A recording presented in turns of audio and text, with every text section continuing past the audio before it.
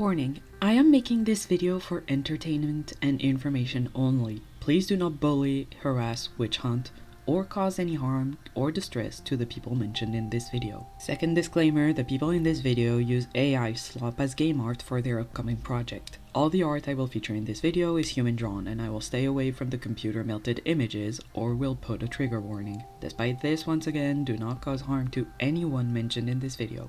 And with that out of the way, let's get started. Hello there fellas and lovely viewers. Have you ever wanted to be part of an elite tactical assault unit in a cyberpunk city with totally not BTS at your side? No? Me neither. Wait, you have? I guess that's where all the YN fanfictions come from, huh? Anyways, today we're going to talk about To the Edge of the Sky. To the Edge of the Sky is a visual novel by Adjani J.K. Celestin, who founded Eon Dream Studio. However, if you look online, the Eon Dream Studios website now links to someone writing World of Warcraft guides. The Tumblr page is a marketing page, the Instagram page is gone, and I don't have X/Twitter, so go into the cursed lands at your own risk. Aside from To the Edge of the Sky, Adjani also released Mystic Destinies, a visual novel collection, and some complementary stories and comics. The Steam description for To the Edge of the Sky reads, "Enter the year 2077, ooh, like cyberpunk, and become 7, the newest addition to Phantom Alpha, a secret team who operates under the enigmatic government organization known as Phantasm. Regardless of your differences, you quickly learn what Phantom Alpha can do, but together you soon discover that on the other side of the radiant world of light lies an equally dark world of shadow.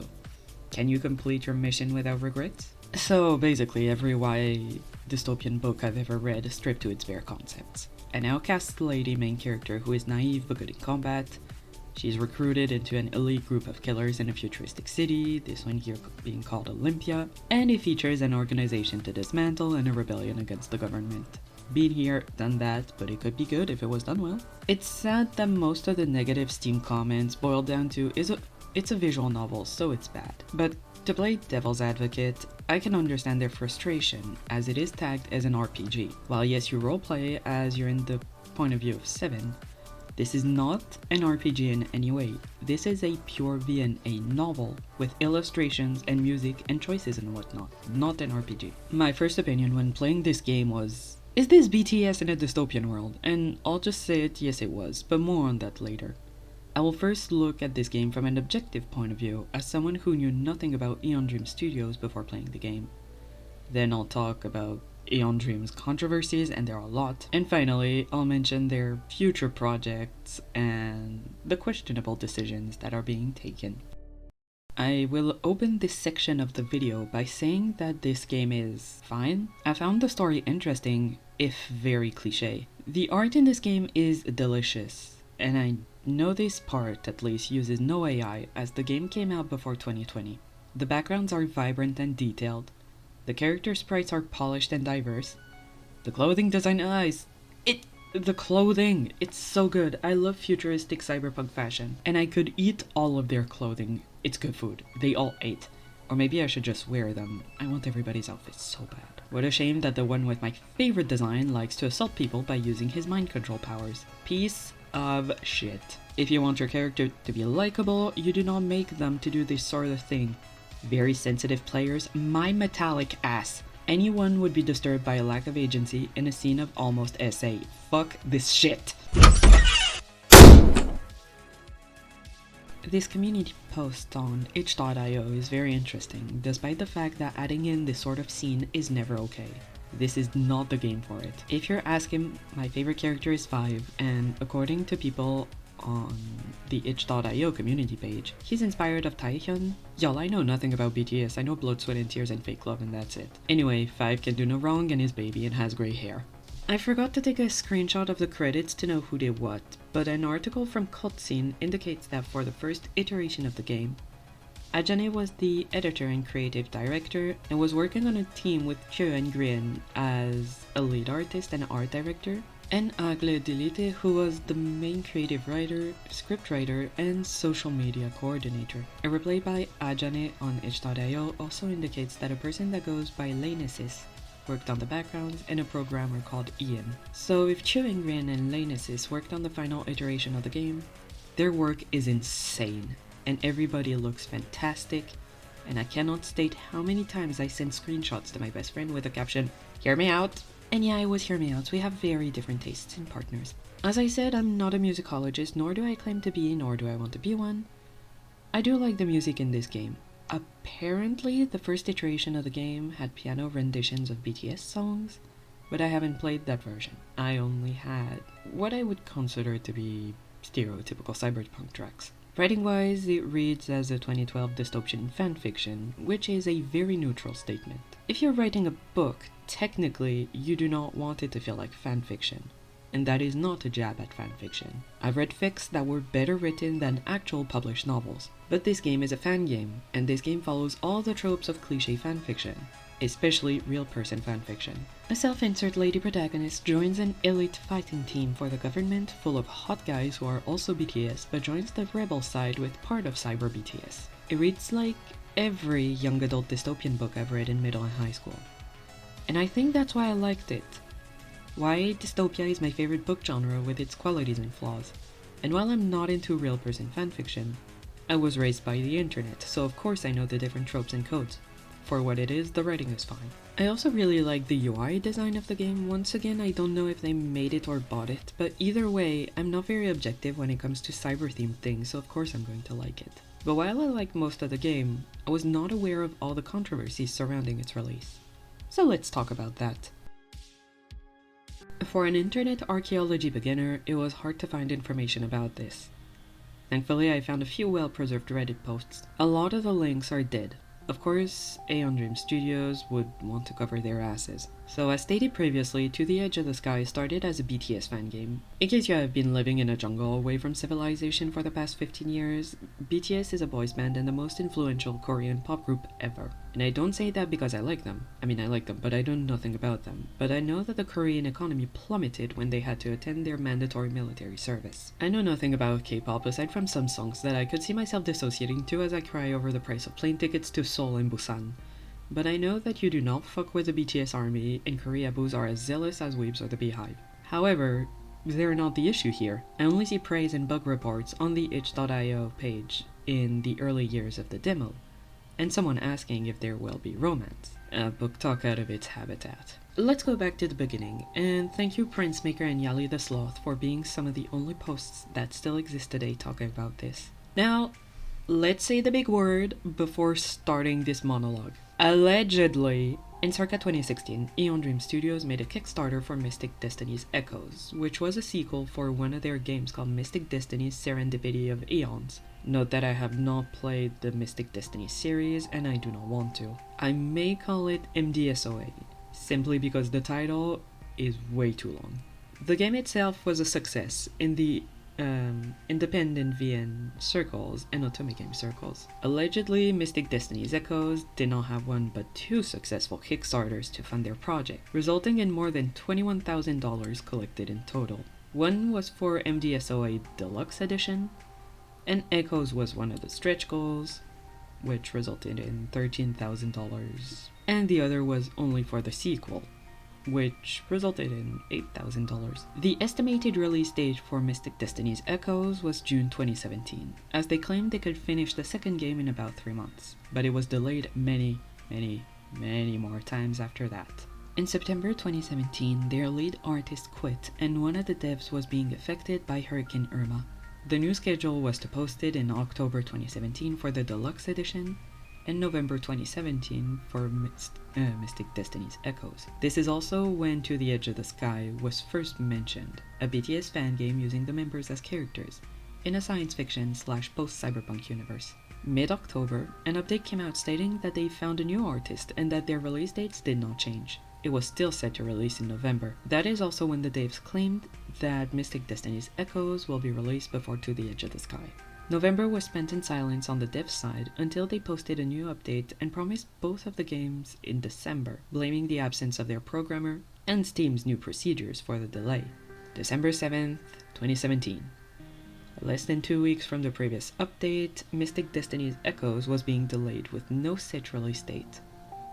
This may have been one of the first updates that caused an uproar, as it was announced that Mystic Destiny's Echoes would have around 10 hours of gameplay instead of the planned / promised 15 to 20 during the Kickstarter campaign. They offered a refund to anyone who wanted it, to which they could apply until January. A month later, on January 5th, 2018, a new update with a new delay came.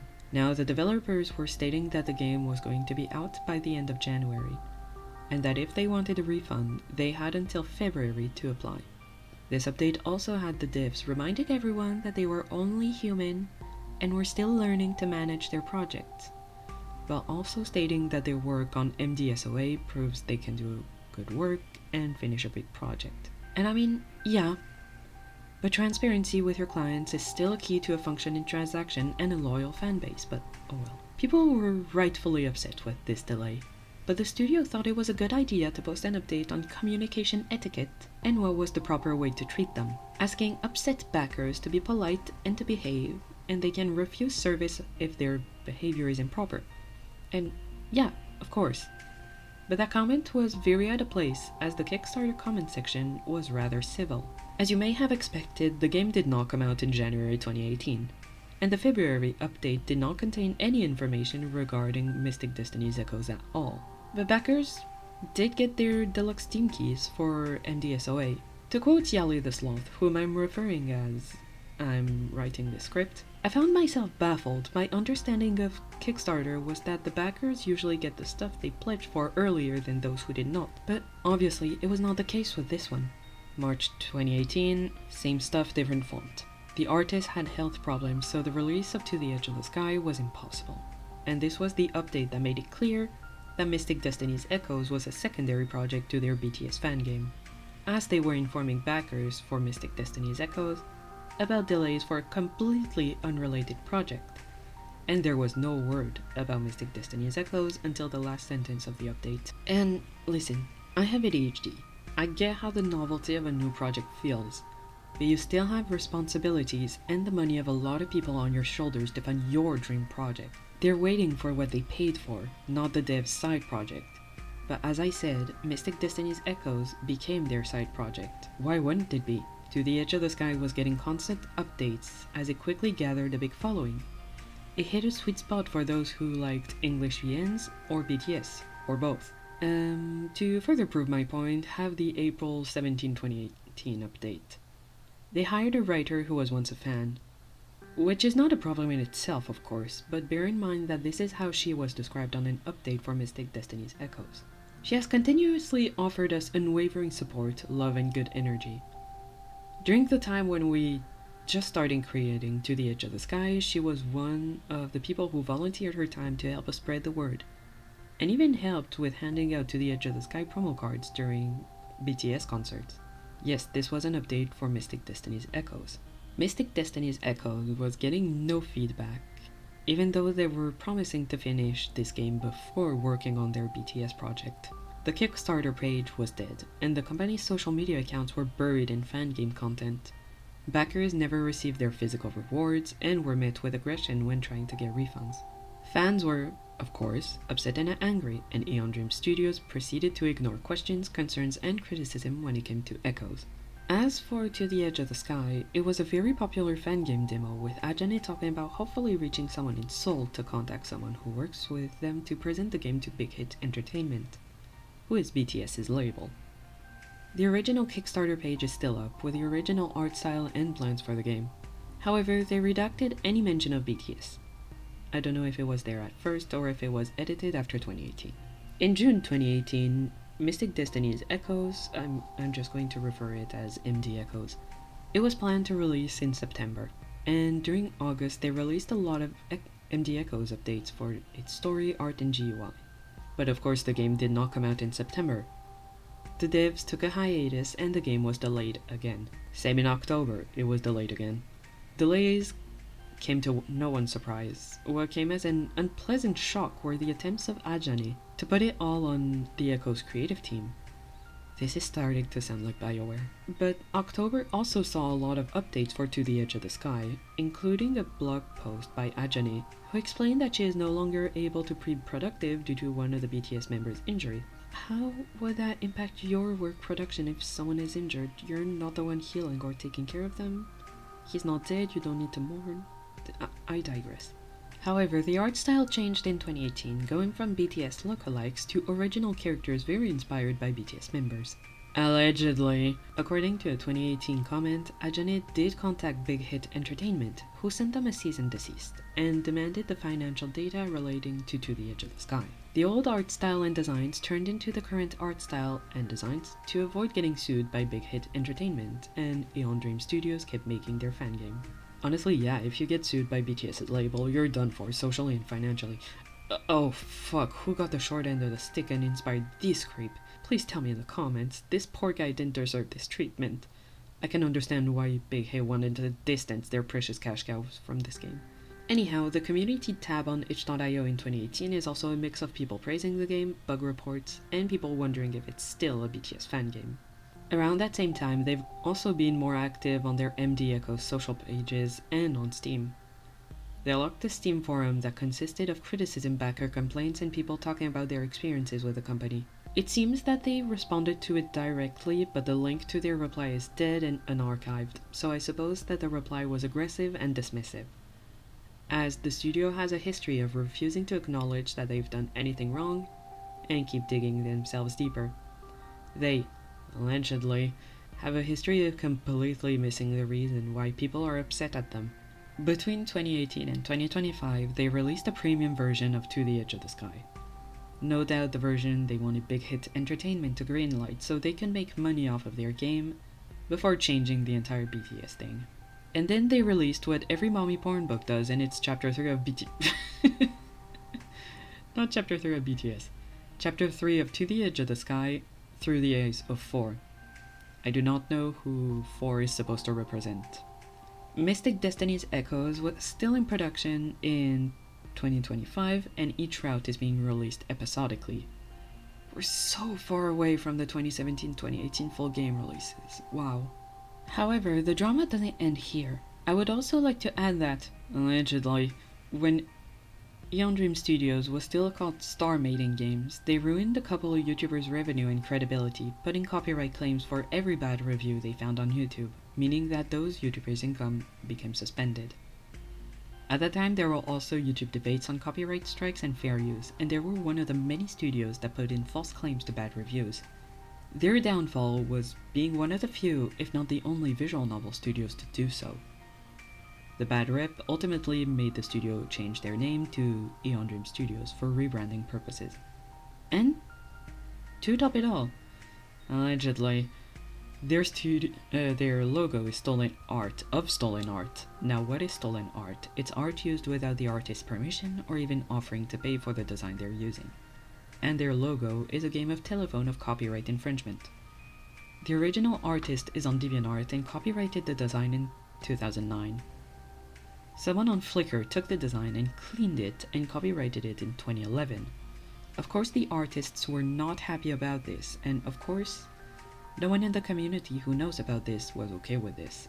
To quote the Reddit user who made this update, "You can't keep trying to stick up for artists when you yourself are doing what you are supposedly against."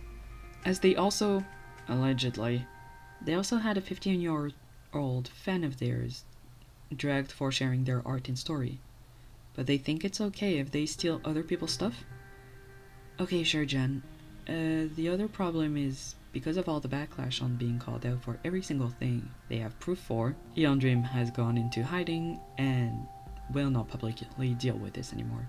Ajane tried to defend herself by saying that most of the work on the logo is her own, but she can't claim that the logo is her own when she's using stolen assets.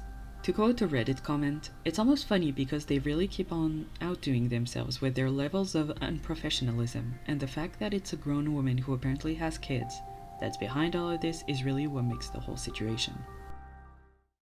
While looking at their Steam page, I came across a post saying that the world of To the Edge of the Sky was coming back.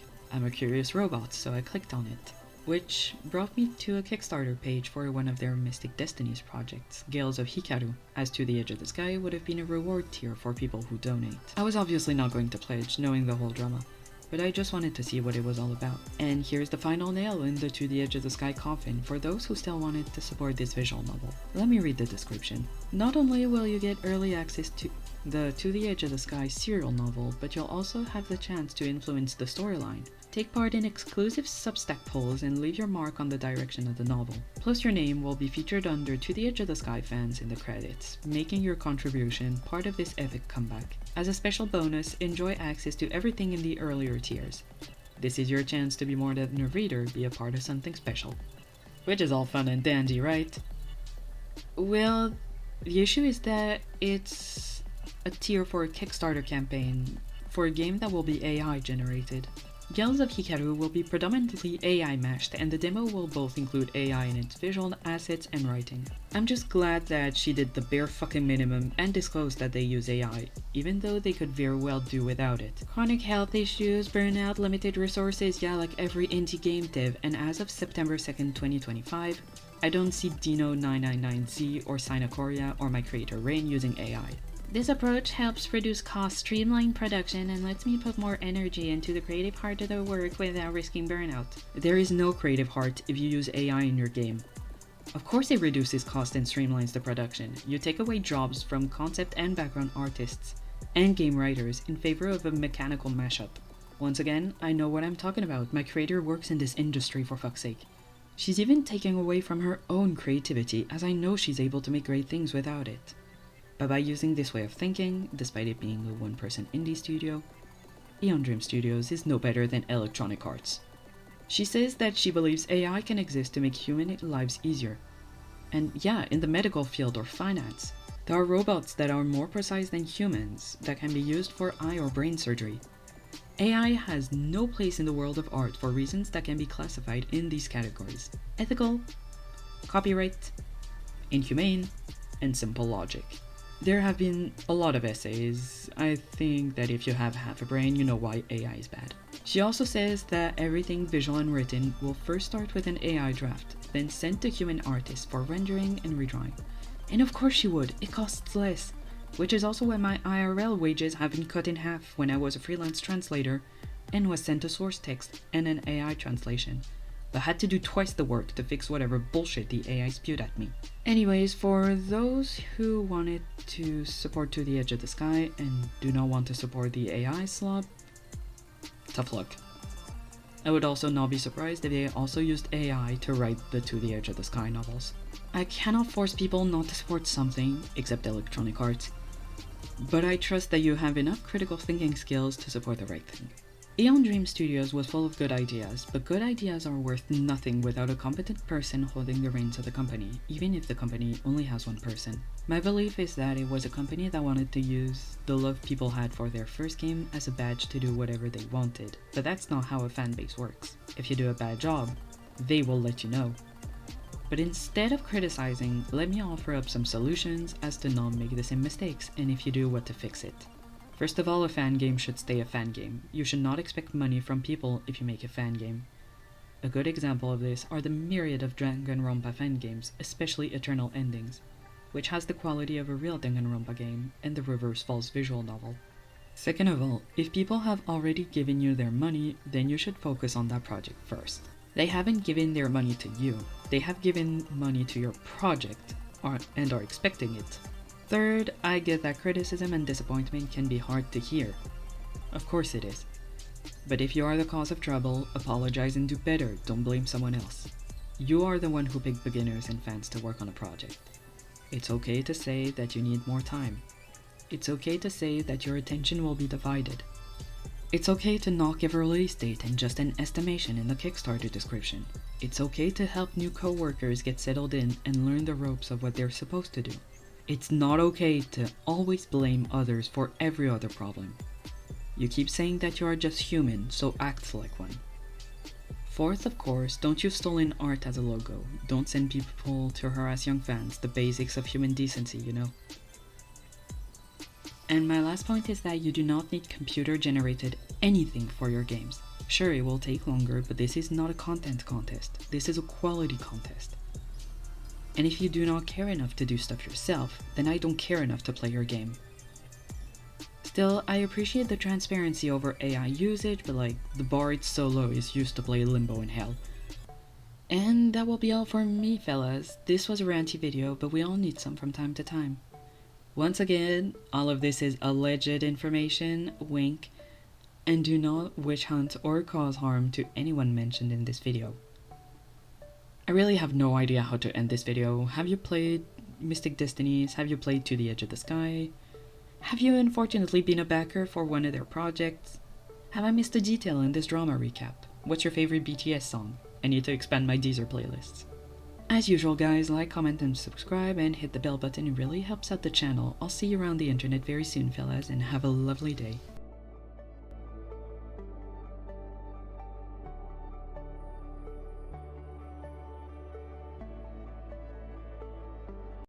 Y'all, I found this bingo about Ajani's replies. It took me out.